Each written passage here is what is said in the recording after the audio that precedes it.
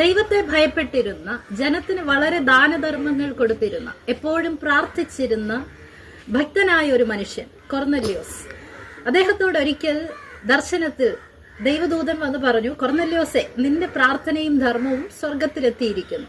ഇപ്പോൾ ആളയച്ച് ഒരു ദൈവദാസനെ വരുത്തി സുവിശേഷം കേട്ട് മാനസാന്തരപ്പെടുക. ഇത്രയും ഭക്തനായ ഒരു മനുഷ്യൻ എന്തിനാണ് സുവിശേഷം കേൾക്കുന്നത് എന്നുള്ളത് ഒരു ചോദ്യമാണ്. ദൂതൻ പറഞ്ഞതിന്റെ ആശയം ചുരുക്കത്തിൽ ഞാൻ പറയാം. കൊർന്നല്യോസെ, നിന്റെ പ്രാർത്ഥനയും ധർമ്മവും എല്ലാം സ്വർഗത്തിലെത്തിയിരിക്കുന്നു. ശരിയാണ്, പക്ഷെ നീ അങ്ങെത്തൂല. നീ സ്വർഗത്തിലെത്തണമെങ്കിൽ ഇത് മാത്രം പോരാ, സുവിശേഷം കേൾക്കണം. പ്രിയരെ, ദാനധർമ്മങ്ങൾ കൊണ്ടോ നല്ല പ്രവൃത്തികൾ ചെയ്തതുകൊണ്ടോ ഒന്നും സ്വർഗപ്രവേശനം സാധ്യമാകുകയില്ല.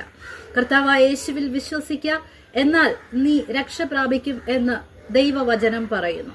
ലോകമാനവരാശിയുടെ പാപപരിഹാരത്തിനായി ഇഹലോകത്തിലേക്ക് വന്ന ഏക രക്ഷകൻ കർത്താവായ യേശുക്രിസ്തു ആയതുകൊണ്ട് മറ്റൊരുത്തനിലും രക്ഷയില്ല. നാം രക്ഷിക്കപ്പെടുവാൻ ആകാശത്തിന്റെ കീഴിൽ മനുഷ്യരുടെ ഇടയിൽ നൽകപ്പെട്ട ഒരേ ഒരു നാമം കർത്താവായ യേശു എന്ന നാമം മാത്രം. ഈ യേശുവിലൂടെ മാത്രമേ പാപമോചനം സാധ്യമാകൂ, സ്വർഗപ്രവേശനം സാധ്യമാകൂ.